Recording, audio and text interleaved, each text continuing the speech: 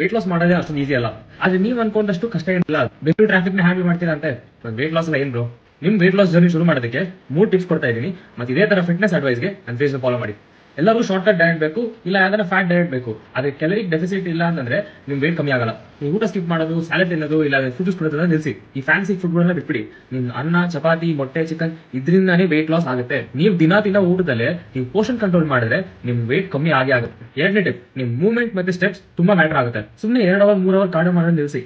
ದಿನಕ್ಕೆ at least 6K ಇಲ್ಲ 10K steps ನ ಕಂಪ್ಲೀಟ್ ಮಾಡಿ ಟ್ರೈ ಮಾಡಿ. ಇದನ್ನ ಹೆಂಗ್ ಕಂಪ್ಲೀಟ್ ಮಾಡೋದು ಯೋಚನೆ ಮಾಡ್ತಾ ಇದ್ದೀರಾ?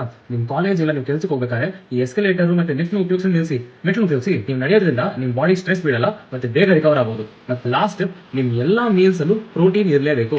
ಪ್ರೋಟೀನ್ ತಿನ್ನೋದ್ರಿಂದ ನೀವೇನ್ ಹಲ್ಕ ಆಗ್ಬಿಡಲ್ಲ, ಆದ್ರೆ ನಿಮ್ ಹೊಟ್ಟೆ ತುಂಬಂಗ್ ಅನ್ಸುತ್ತೆ. ನಿಮ್ಗೆ ಈ ತರ ಫುಲ್ನೆಸ್ ಫೀಲಿಂಗ್ ಬಂದಾಗ ನೀವೇ ಪೋಷನ್ ಕಂಟ್ರೋಲ್ ಆಟೋಮೆಟಿಕ್ ಆಗಿ ಮಾಡ್ತೀರಾ. ಈ ಟಿಪ್ಸ್ ಅನ್ನು ಉಪಯೋಗಿಸೋದ್ರಿಂದ ನಿಮ್ ಪ್ರೋಗ್ರೆಸ್ ಸ್ವಲ್ಪ ಸ್ಲೋ ಆಗ್ಬೋದು, ಆದ್ರೆ ರಿಸಲ್ಟ್ಸ್ ಬಂದೇ ಬರುತ್ತೆ. ನಿಮ್ ವೇಟ್ ಲಾಸ್ ಜರ್ನಿ ಶುರು ಮಾಡೋದಕ್ಕೆ ನಿಮ್ಗೆ ಏನ್ ಕಷ್ಟ ಆಗುತ್ತೆ ಅದನ್ನ ಕಮೆಂಟ್ಸ್ ಅಲ್ಲಿ ಹಾಕಿ.